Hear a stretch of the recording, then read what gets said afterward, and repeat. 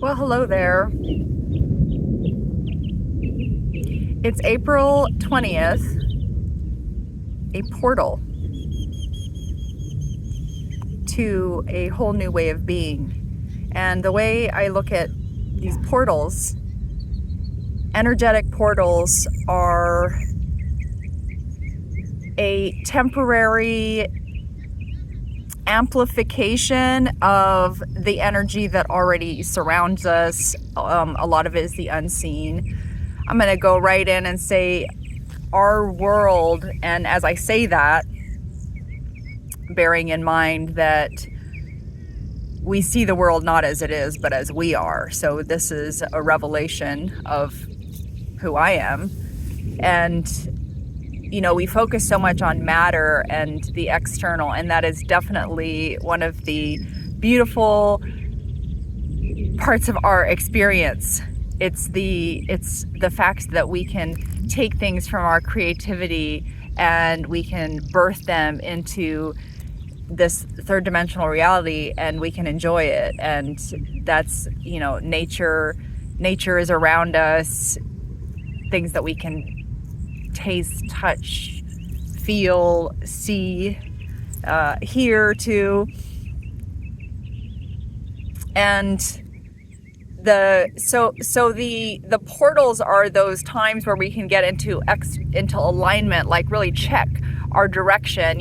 Sometimes there's a huge focus on speed, like crank out one book a day, make 6 figures in a month, do like things really fast. The question I like to ask myself is, am I in alignment? Because I could be moving fast in the wrong direction. And so these portals and, some of these dates are big portals. And, if this doesn't resonate with you, just move on. Like this is for people who are on that wavelength, right?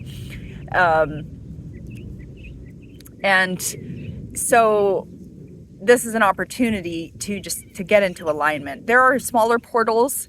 I have experienced portals, like a little portal, it could be every 15 minutes. And that is a check-in time where you can reassess alignment. And I'll just interject here too that all we have is the now. Like time is a social construct, and what that is going to start bringing together is, as we realize time is a social construct and it's something that we take for granted as absolute, but sometimes time runs fast, sometimes it's slow. It's our perception that is creating this experience. And the more of us that are buying into a story and a construct, that we're giving it power. So we are giving the external power with our focus and our energy, and on like a macro level, worldwide, and with huge populations, and then also individually in our own experience. And so as I've been going through my own change, and I imagine you're going through much change as well, how could you not? If you're seeing this, I keep remembering that as I move into what is not the same as before, I have no precedent, and the mind's going to try to say, oh, well, we can do this based on the past, we can do that based on the past.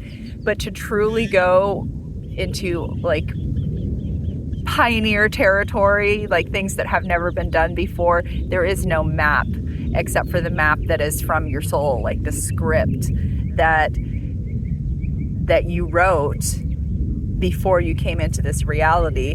And if that's like a shocker for you and you're seeing this here, maybe that's something to consider. That brings us back to the novel Great Work, and the novel is a way of communicating and expressing the story that we're experiencing, but also the story that we want to be experiencing. And really, before the book, before any of the matter, this is a living book. It's a living testimony of my life and change, and it's that people are going to be characters in my novel in greater and lesser degrees. And it's the same, like you're the main character in your story and you've got supporting characters around you. They're going to change.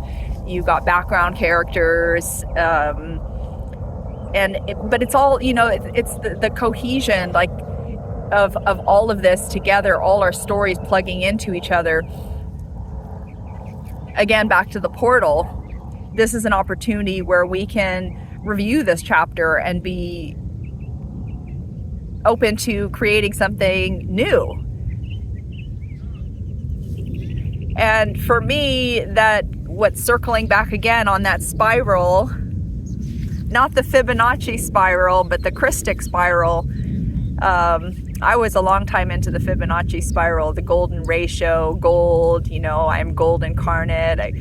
I've always had a very deep relationship with gold, not necessarily having vaults of physical gold, but seeing gold when I close my eyes, having gold metaphors coming to me, even criticisms came to me around gold. And so I have a deep love for the alchemical gold, really, of transmuting those lower vibrations, those heavier things, and taking the light and the heaviness and merging them together to create something new from a sacred place. And all of that translates into matter. There's something that is a heavy theme in the world right now, if you look at it, and it's unseen, and that is reclaiming the lost art of care. We have forgotten how to truly care, and it's not the same as love. It's basically focus and energy, what we put our attention towards. And there's so much focus and attention on the external saving us, the external bringing us things, and the external defining our worth. And that to me goes back to the story of the Tower of Babel, also known as Babel,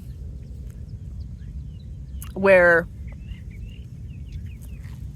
the people of that story, and whether you believe it's literal or not is irrelevant. The point remains that the people were trying to reach God, or the pinnacle of all things, outside of themselves. Like they're trying to build a tower to reach God.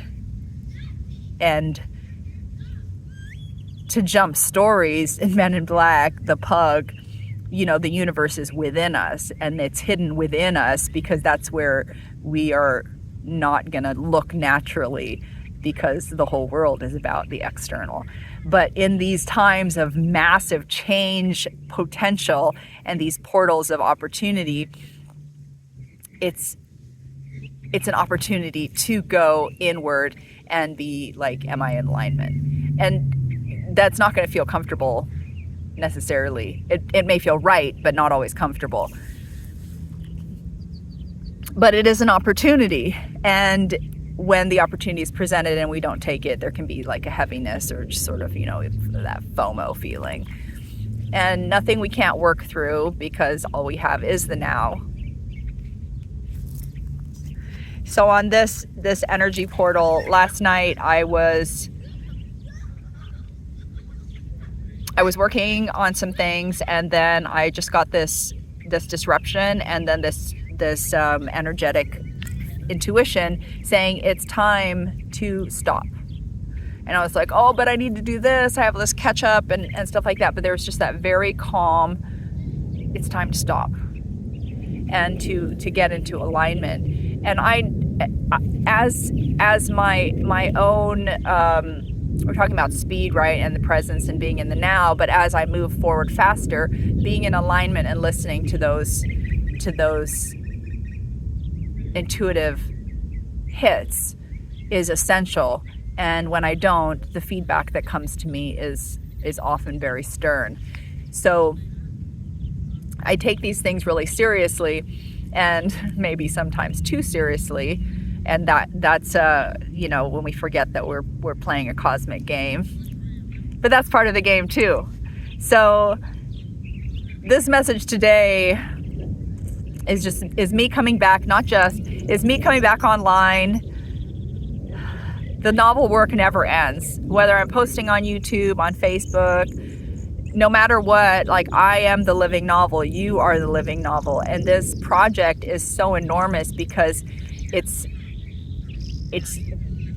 the framework is being built for us to merge the inner with the outer in a whole new way. I saw Moana 2 recently, and something really stood out to me from that. When the bat lady says to Moana, do you think that you, how does she go? Do you think that if you want to go somewhere, you need to know how to get there? And I think typically, most people are like, yeah, we need directions, we need a map. But for places where, you're finding a whole new way, there's not going to be that map outside of us. And that can be really scary. And the cool thing too, though, is that when I stopped looking at things in the old way, like, I started realizing as much as my commitment has been to come from authenticity, to be real and honest, and I've been criticized being too honest. I mean, I've received all kinds of criticisms, and they will continue to come. And I realized as I started meditating on a lot of my behavior and the things the way I was interacting with the world, that there was so much, while there was authenticity and that genuine intention to know myself deeply, as I was doing that, I was starting to see these layers of things that I thought were really sincere actions that I was taking, that I believed with my whole heart were right. And yet there was this underlying current, with all of it, that it didn't count unless there was external validation. It didn't truly count unless someone said I was okay, unless someone gave me approval. And there are times I've taken action without that, because my soul was burning with this, no, this is the way, like, you got to do that. And I've always had a very deep connection with that, but then also a sincere desire to please that came from a really young age, and it felt like it was like a moving target constantly. And so one of the biggest things that I've been learning recently is just to see how much I placed on the external without even realizing it. And just that profound realization just pulled a lot of this attachment energy from thinking, I need to show this to somebody, I need to get this validation, and like so many conflicting voices and people people saying all different kinds of things. And for a while, like, part of that was my focus group, so I could learn from others and learn who I am through, like kids, learning from the people around them. As I've rebirthed myself over and over, I've been through those periods where I feel like a baby. I feel like I've just unlearned a whole bunch of things, and so I'm looking around and inside, but I'm looking, it's the whole 360 degree view. And that's the way we learn, right? So there's nothing wrong with that. It's that as we grow into the truest version of ourselves for the now, because there's different aspects, and we're going to express those as we grow and evolve. And as I get into the new me and express that authenticity, and I learn more from that, I just start realizing more and more how much focus I've placed on the things I was falling short in the external world.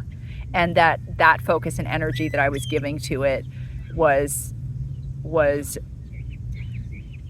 backfiring, and I was experiencing things I didn't want to experience at the same time. And you're going to notice this in my channel, because there are many different ways we can see things. So while I was seeing that, I was glad, because as I saw it and I realized that's not how I want to be, then it would dissolve. And it was layers upon layers upon layers. And I've come into this place now where seeing that pattern has really liberated me from a lot of old patterns. It's just having that quiet time, and when we fully commit to something, the universe does conspire to support us. And I fully committed, and it looked really scary for a little bit, and yet there was something inside of me that was like, trust the process. Trust the process. It's not about what people think who are not even sitting at the table. And yet I was holding space for their opinions when they hadn't even showed up for me. So these were things that I was unpacking, and I thought, well, I don't know what's next, because I just felt there was nothing for me. There's no action for me to take to express that, because a lot of it was just focusing on acceptance, accepting where I'm at, accepting my humanity, and also accepting my otherworldliness, accepting that I'm a bioplasmic quantum being, as well as a human being, and that I have a very, very unique way of seeing the world, and I often don't share that with people in the fullness. And when I have, I've realized that the sensation I had of being alone was accurate, because when I showed up as myself, as you know, in all of the weirdness, there was a certain loneliness to it, but it wasn't actually a bad loneliness. And you know, as I say bad loneliness, it's just that undesirable state where people don't want to be alone. And I realized, though, that I was misinterpreting that because of programming about how we should interact with the world, shoulding on myself as some people say. And so if you're going through a big period of change and everything seems upside down, maybe this will be an inspiration to you to know, like, you're on the right track if you're doing a lot of unlearning, because you're evolving, you're shedding everything that no longer serves you, and you're coming into a place of expansion, into something new, because we are creators. We can create ourselves to be new. We can create things outside of us too, and creating something brand new that only we can create. You know the saying, I forget who said it, be yourself, everyone else is taken. But oftentimes we're told to be ourselves, and then we're criticized for how we do that. And so ultimately, this novel great work is really about community, even though it's about main character stories, like, you know, you're the main character, I'm the main character. How can we work together, collaborate in ways that nurture and encourage us in our separate pursuits or our collective pursuits? But it's really about community, and we can't create community if we don't show up as our authentic self. Well, I guess we could create community, but not the type of sovereign community that I'm talking about. And we're coming into a time where, back to the Tower of Babel, like, what happened in the story is that everyone started speaking different languages, so that they had to basically go back inward. And then the new organization happened, and that's already happening on the planet with the way, you know, people's values are changing. We are, you know, creating our own communities based on what resonates for us. And then you may have heard about the 3D, 5D split and all these different things. But really, like, all those story details aside, if all we have is now, you turn that around and that's one, WON, the real oneness. And the more we just keep, and we, you, me, remembering the gold that we are inside of us, and remembering the sovereign nature that we have, and realizing that anything that says that that's not true it's just ego. It's ego afraid of what it doesn't understand. And that's okay. Like, some people will say it's not okay, and I'm not personally a fan of giving the ego a lot of credit and power, as far as like, it's dangerous. It's like, the ego is powerful. I mean, we are powerful beings, and the lost art of care, like, we have put so much care and investment into our external reality, into other people's, things that we've been taught by others. And now it's time to shift that and go inward, and not to take from the outside, but to be part of the loop. There's something I'm going to explore further in other writing, and that is this idea that independence is having a house and a car and a job and paying your bills and things like that. Like, I don't think that's accurate, because if you think about the word independence, like, that's from inside. And so you can have all those things and be independent, sure, but it's not about that. You can have the job, the car, and the house, and the whole social thing, and be super codependent. But independence doesn't mean there's no, like, it's all just us in a silo.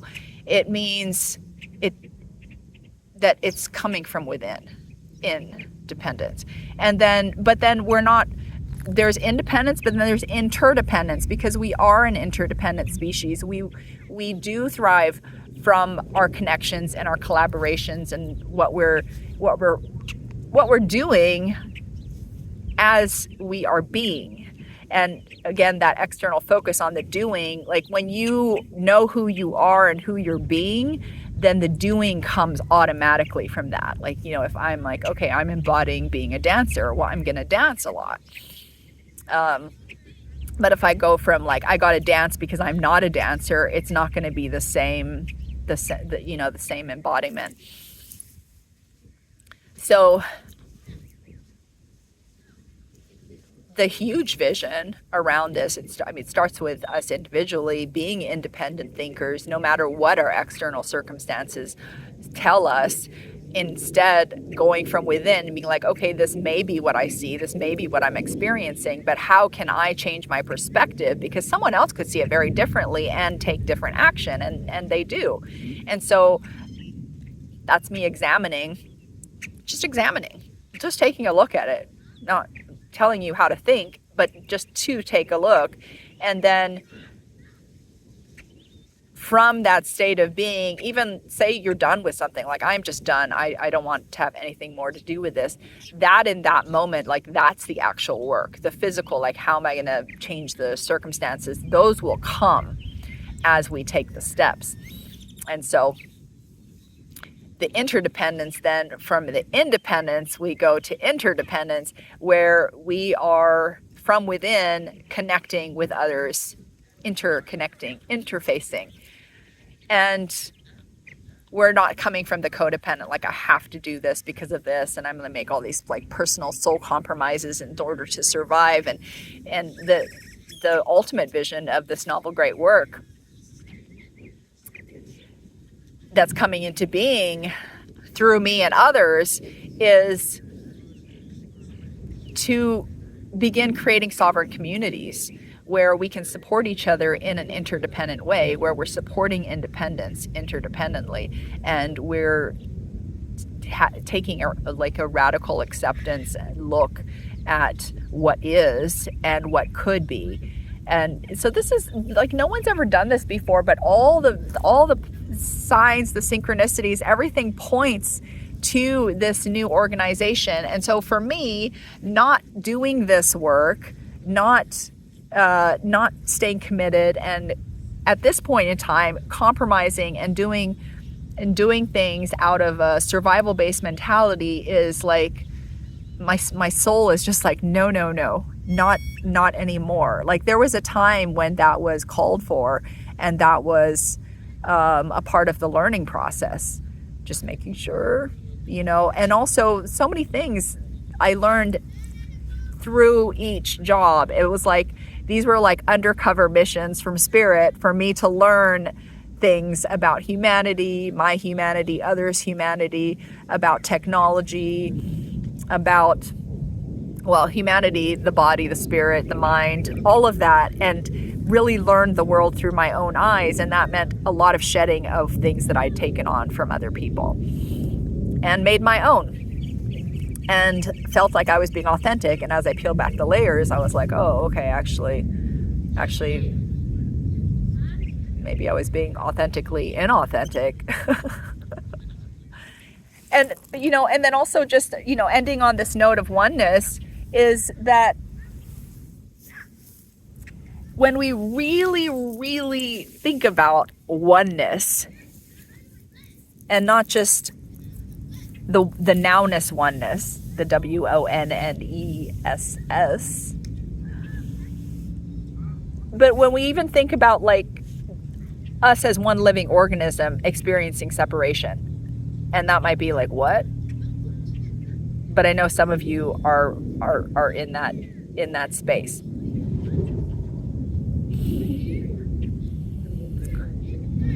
Then when we're one with everything, and we're seeing that the problems we have with things outside of us maybe are reflecting problems we are having inside of ourselves, because things happen and they don't have to affect us in a deep way. Everything things affect people differently. But when we are in that state of oneness with everything, and seeing that life is about evolution, and life is about growth, it's not just about survival, then the world opens up in a different way. And the resources that come, they may not come through the standard means. And maybe by some people's standards, it's like, oh, this person's not very successful. But that's again, it's projecting our own idea of what success looks like to others. But with oneness, it's interesting to start looking at the things that we oppose, and what that points us to change inside of ourselves. So if I'm rejecting the ego, for example, well, maybe I actually need to accept and explore and look into how my ego helps me, and how I can integrate that experience, instead of being like, oh, this is bad, this is outside of us, these rulers are bad, those rulers, like getting to that point where nothing outside commands us, but instead we can respond to it, realizing, everybody talking to me is coming from life, that same life that courses through my veins. And removing that sense of separation, and realizing, okay, any reaction that I have to them, that's me. That's something that I have to work on. And I will end with this little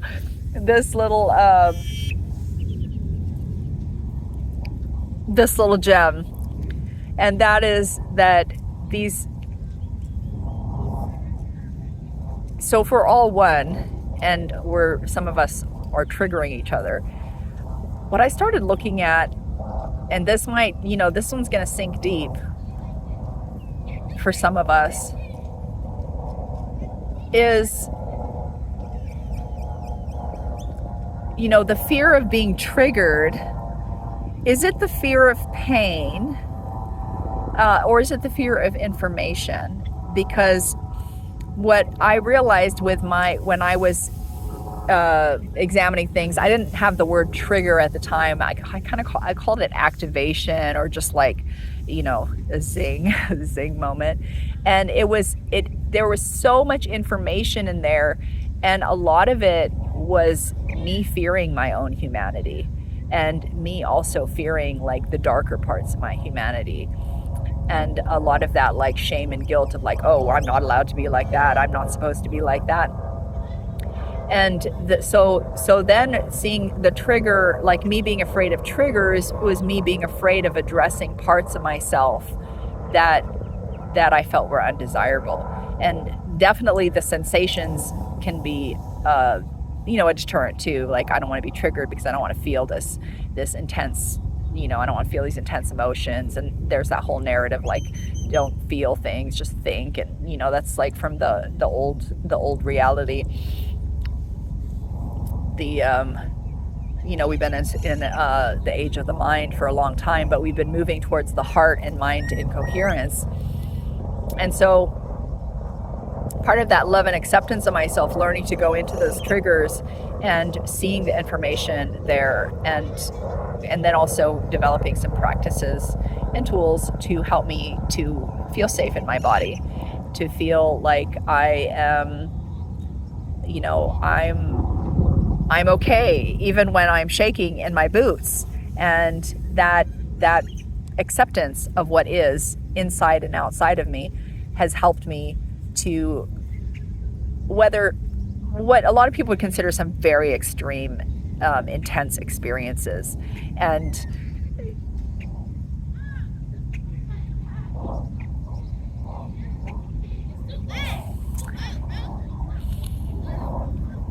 just keep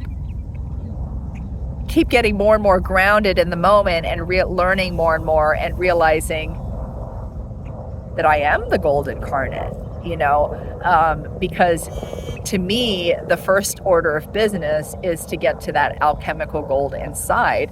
And there's the ego echo that's like, oh, well, you don't have this and you don't have that. And, people want to see this and people want to see that. And I realize,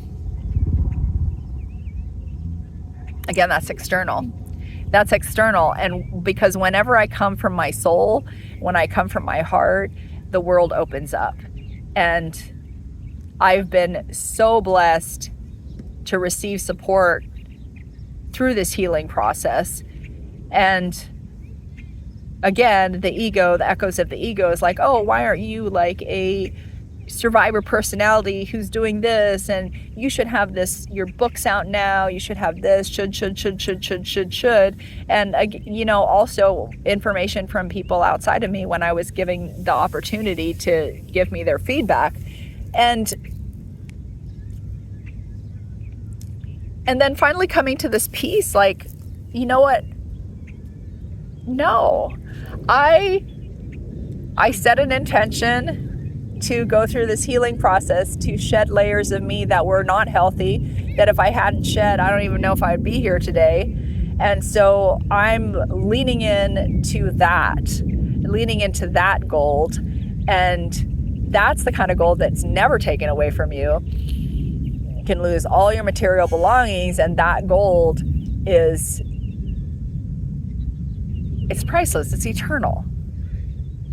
And so we'll see, how this pans out in the future, because I see a lot of really amazing things coming as I embrace another unknown and meet others who are also doing the same thing. So that's it for now.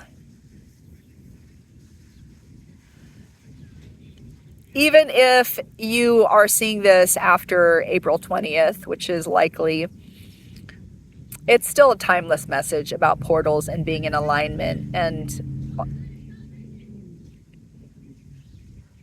being in the now, and remembering that when you're in the now, you've won. Because as within, so without. As above, so below. Now, one. NOWWON. That's all for now. I'm Miko, and I don't have an intro or outro right now, but if this resonates with you, if you like my style, if you want to connect energetically, feel free to subscribe, like, share, ponder, and I'm signing off with much love. With infinite love and gratitude. Oh, and if you have anything you would like me to talk about, go ahead and put it in the comments, and we'll see what comes up. Bye for now.